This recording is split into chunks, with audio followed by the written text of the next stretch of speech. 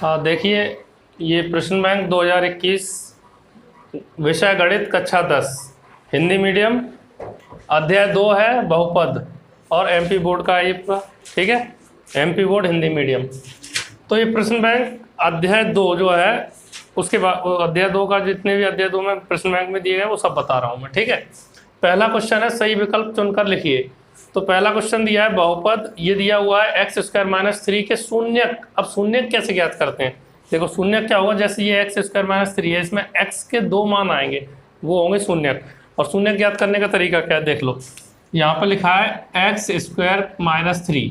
अब देखो शून्यक, अब इसको हल करने के लिए हम क्या करेंगे, इस 3 को हम ऐसे लिख सकते हैं √3 इंटू √3 अब इसका मतलब क्या हुआ, √3 का स्क्वायर हो जाएगा, स्क्वायर से रूट काट दो क्या आ जाएगा 3, यानी कि इसको हम माइनस √3 का स्क्वायर लिख सकते हैं, क्योंकि इससे स्क्वायर से ये रूट कट जाएगा तो 3 आएगा, कोई अंतर नहीं पड़ेगा, ऐसे लिख सकते हैं। अब ऐसे लिखने से क्या है, फॉर्मूला बन जाएगा, क्या फॉर्मूला बन जाएगा, A square minus B square equal to A plus B A minus B, ये फॉर्मूला बन जाएगा, ठीक है। A square minus B square equal to A plus B A minus B.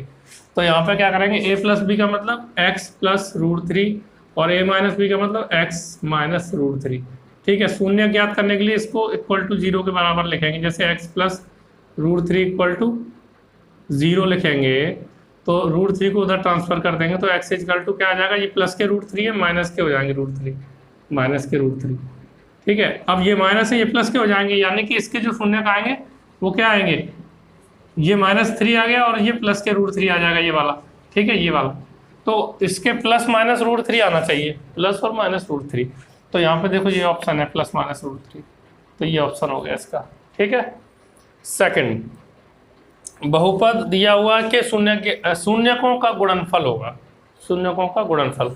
अब देखो शून्यकों का योगफल और शून्यकों का गुणनफल, इसके लिए सूत्र होता है, ठीक है। तो सबसे पहले तो इसमें ये जो समीकरण दिया है इसमें क्या करेंगे, देखो यहाँ पे a बराबर ये a ये b ये c मान, a का मान यहाँ इसके साथ क्या लिखा, कुछ नहीं लिखा, 1 मान लो, कॉमा b बराबर x के साथ क्या लिखा, कुछ नहीं लिखा, 1 मान लो, जब कुछ नहीं लिखा तो 1 मान लेंगे, ठीक है। फिर c का मान -12, c का मान कितना आएगा, -12, ये मान आ गए। अब शून्यकों का गुणनफल, शून्यकों का गुणनफल जो होता है, ये इस शून्यकों का जो गुणनफल है इसका सूत्र होता है alpha beta equal to c/a। c का मान देखो कितना है, -12 है, और a का मान कितना है 1, तो 1 का भाग देंगे तो -12 ही रहेगा। तो यहाँ पे -12 ये रहा, बी वाला ऑप्शन है, ठीक है। अच्छा अब नेक्स्ट क्वेश्चन, x² + ax + 2 का एक गुणनखंड x + 1 है, तो a का मान होगा। देखो इसका एक गुणनखंड, अगर इसका एक गुणनखंड ये है तो हम क्या करेंगे, देखो इसमें शेषफल प्रमेय वगैरह इस तरह का 9th में आपने पढ़ा होगा, मैं बता देता हूँ। यहाँ पे x + 1 इसका एक गुणनखंड है, तो हम क्या करेंगे, x + 1 है तो यहाँ -1 रखेंगे इसमें और इक्वल टू 0 कर देंगे। मतलब क्या करेंगे, ये जो इक्वेशन लिखी है इसमें क्या करेंगे, देखो -1 का स्क्वायर प्लस a -1 + 2। मैंने क्या किया, यहाँ पे x + 1 है, देखो यहाँ और समझ लो डिटेल में, x + 1 है, इक्वल टू 0 मानोगे तो इधर पक्षांतर करोगे इसको तो x इजकल टू -1 आएगा।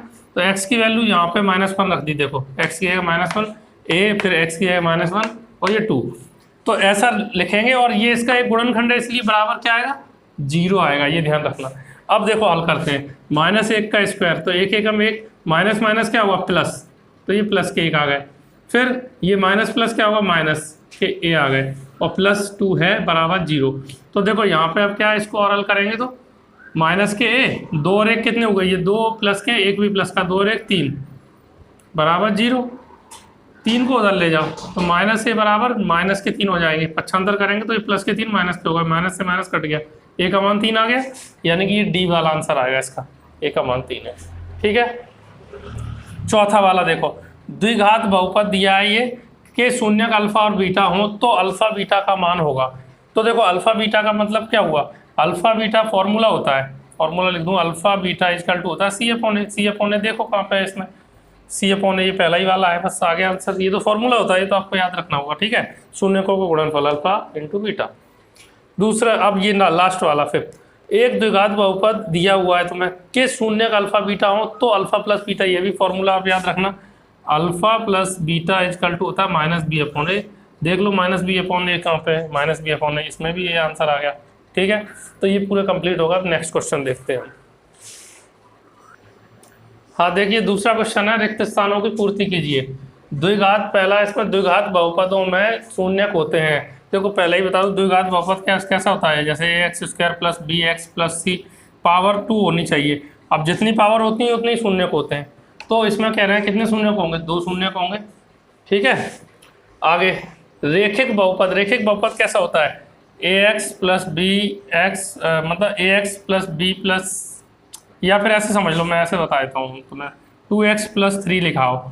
ये फॉर्म होती है रेखिक बहुपद, लीनियर जो होता है। ठीक है ना, तो इसमें क्या होता है, घात कितनी है इसकी, कुछ नहीं लिखा तो 1 मानेंगे ना, तो यहाँ पे क्या होगा, अधिकतम 1 शून्यक होगा इसमें, 1।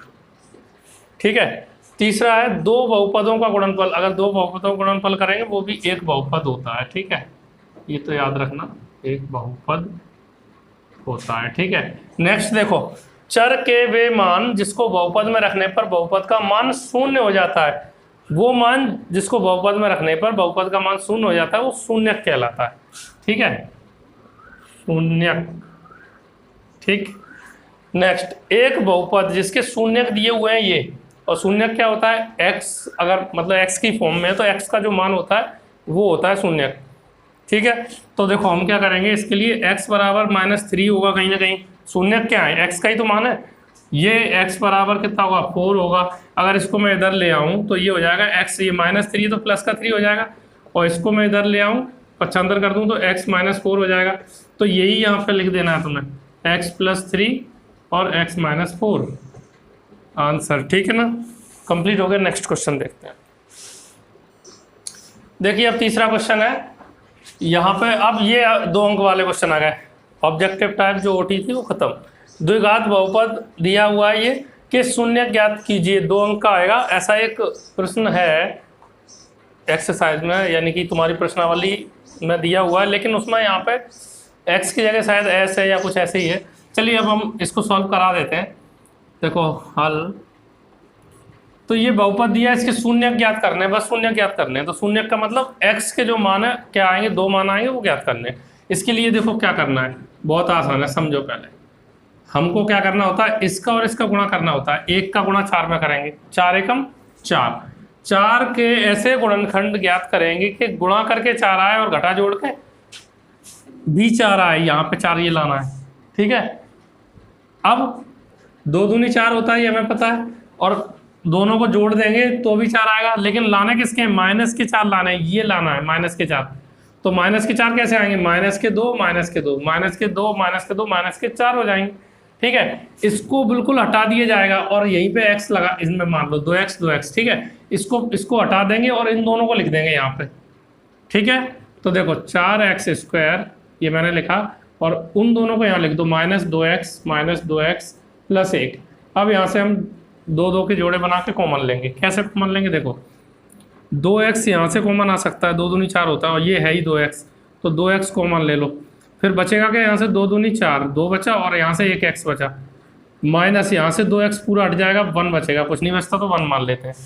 फिर यहाँ से -1 कॉमन ले लो, क्योंकि हमें यहाँ माइनस लाना है इधर, तो 2x -1 कॉमन लिया तो ये 2x का 2x ही रहेगा। यहाँ पे चिन्ह क्या है, ऋण का, तो यहाँ पे भी ऋण हो जाएगा, माइनस का साइन है, यहाँ भी माइनस हो जाएगा। और ये नियम याद रखना, यहाँ माइनस कॉमन लिया तो यहाँ साइन चेंज हो जाएगा, माइनस आ जाएगा, प्लस लिएगा। ठीक है, अब ये दोनों कॉमन है, देखो 2x - 1 2x - 1, तो 2x - 1 कॉमन है, ये और ये कॉमन है, बचा क्या, 2x - 1 बचा। ठीक है, फिर से देख लो इसको, 2x, ये दोनों कॉमन है, ये दोनों कॉमन लिए मैंने, ये लिखे, बचा क्या, 2x - 1, ये आ गए।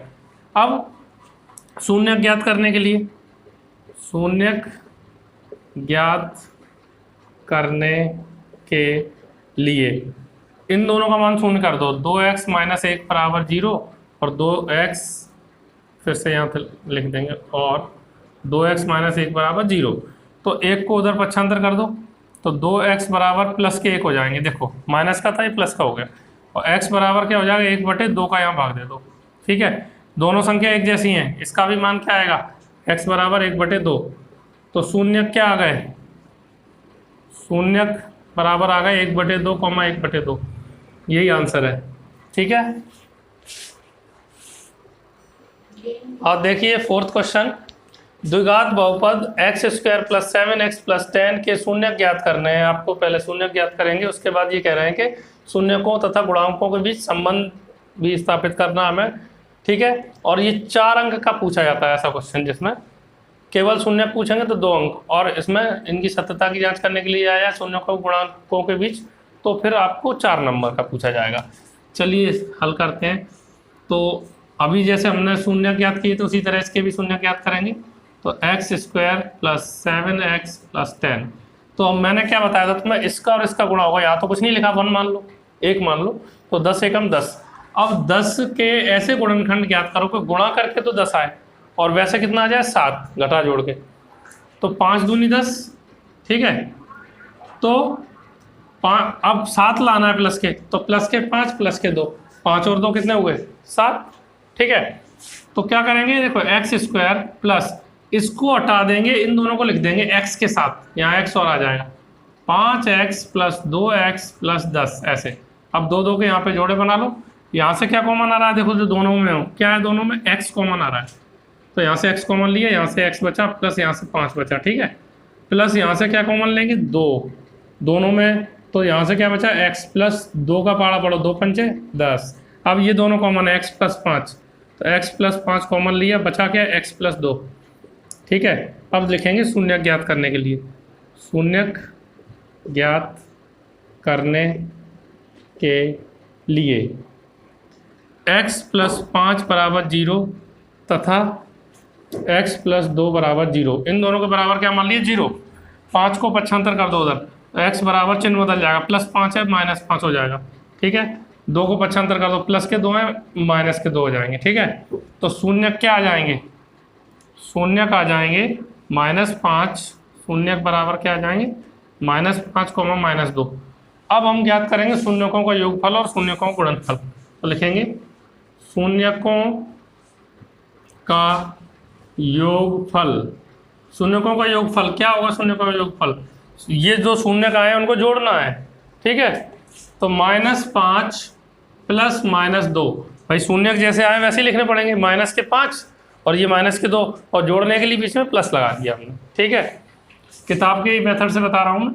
अब देखो -5 और माइनस प्लस क्या होता है, धन ऋण ऋण होता है, तो 2, 5 और 2 माइनस के हैं दोनों, माइनस के 7 हो जाएंगे, बटे 1 मान लो, ठीक है। अब देखो सवाल में ये क्या होता है, -x का गुणांक होता है, ये यहाँ पे ये सूत्र होता है, ये -x का गुणांक होना चाहिए, ठीक है। माइनस यहाँ पे नहीं है इसमें, लेकिन वहाँ पे तो है -7, इसीलिए ये -x का गुणांक है। देखो x का गुणांक ये अकेला x है ना, इसका गुणांक है ना, ये x का गुणांक क्या है 7 है, और माइनस यहाँ पे नहीं है तो वहाँ पे माइनस है, देखो माइनस, तो ये आ गया। और 1 की जगह पे क्या आएगा, देखो 1 इसके साथ में एक्स स्क्वायर के साथ में क्या लिखा है, 1 मान सकते हैं, यहाँ पे 1 लिखा तो नहीं, 1 मान सकते हैं, तो 1 मान सकते हैं। तो एक्स स्क्वायर का गुणांक क्या है, ये एक्स स्क्वायर का गुणांक हो गया, एक्स स्क्वायर का गुणांक, ये सूत्र है, इस सूत्र के फॉर्म में आ जाए। शून्यकों को योगफल के लिए ये आना चाहिए और ये आ रहा है।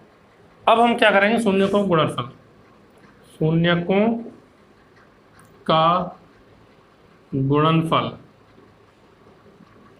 गुणनफल में क्या करेंगे, दोनों का गुणा कर देंगे।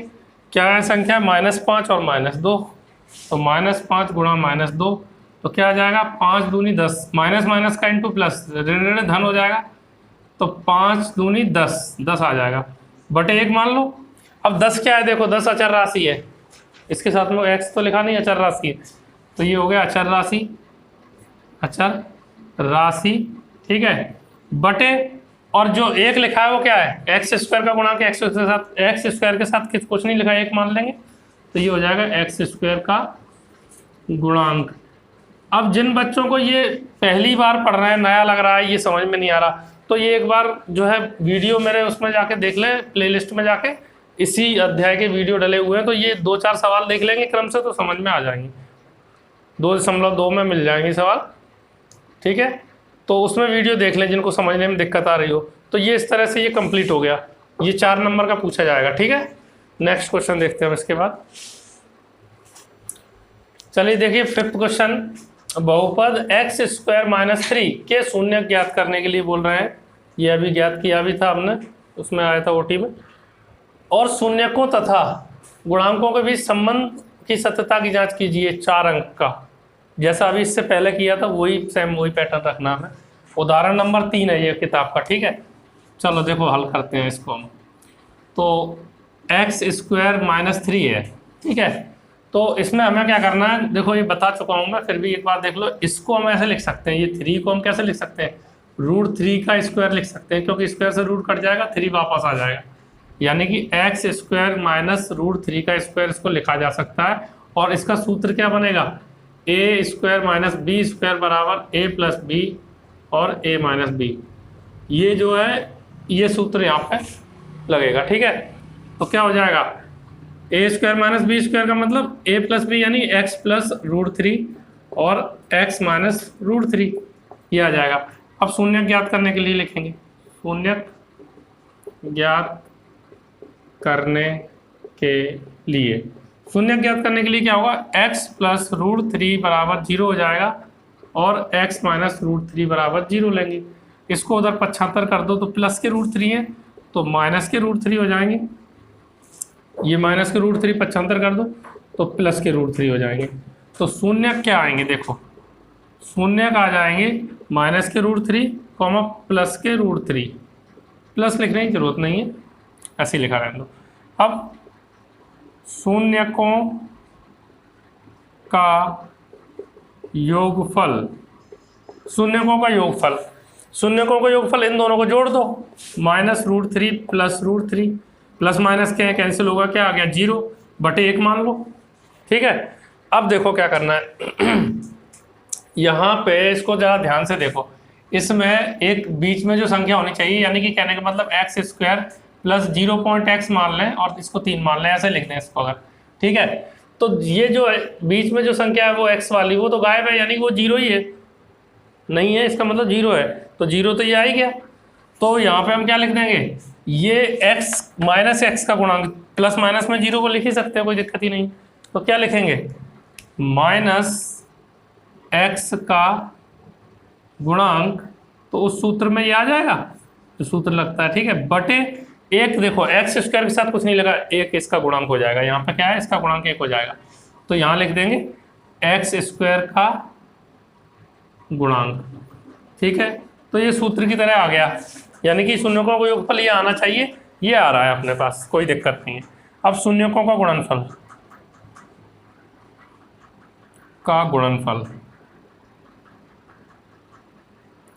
गुणनफल में दोनों का गुणा कर दो, माइनस √3 का और √3 का गुणा कर देंगे। तो देखो माइनस प्लस क्या होगा, माइनस √3 का √3 में इंटू करेंगे तो क्या हो जाएगा, √3 का स्क्वायर, √3 की पावर 2 हो जाएगी और 2 से ये स्क्वायर से ही रूट कट जाएगा, तो बचेगा कितना, माइनस के 3 बटे 1 मान लो। तो -3 क्या अचर राशि है, यहाँ लिख दो अचर राशि, ठीक है। और 1 क्या है, 1 एक्स स्क्वायर का गुणांक है, एक्स स्क्वायर का गुणांक, जैसा अभी हमने इससे पहले किया था ना, एक्स स्क्वायर के साथ क्या है, कुछ नहीं है तो 1 मान लिया। तो यही तो हमें लाना था, ये आंसर है आपका आंसर, ठीक है। कंप्लीट हो गया क्वेश्चन।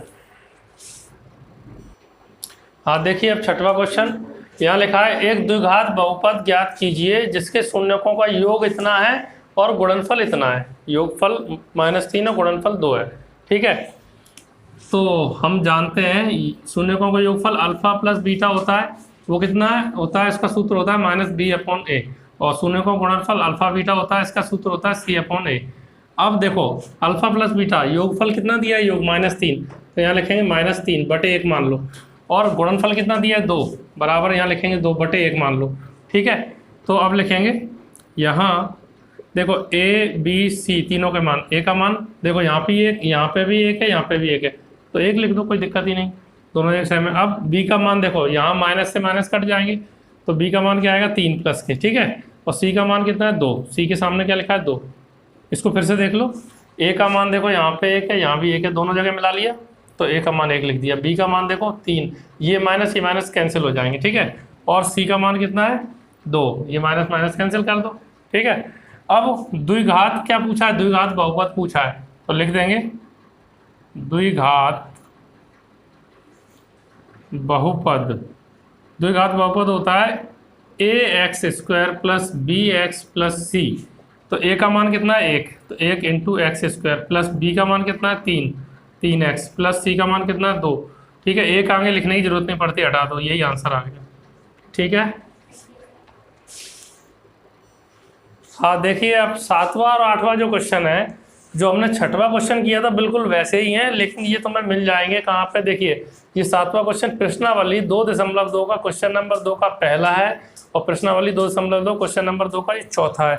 ये आपको मेरे ही चैनल पर प्लेलिस्ट में जाके आप ये 2.2 प्रश्नावली निकालना, उसमें क्वेश्चन नंबर 2 का पहला और चौथा देखना, ये दोनों क्वेश्चन आपको वहीं सॉल्व हो जाएंगे। ठीक है ना। तो इसी के साथ ये प्रश्न बैंक में दिए हुए अध्याय 2 के जितने भी क्वेश्चन थे वो पूरे समाप्त होते हैं। अब नेक्स्ट चैप्टर देखेंगे हम। ठीक है।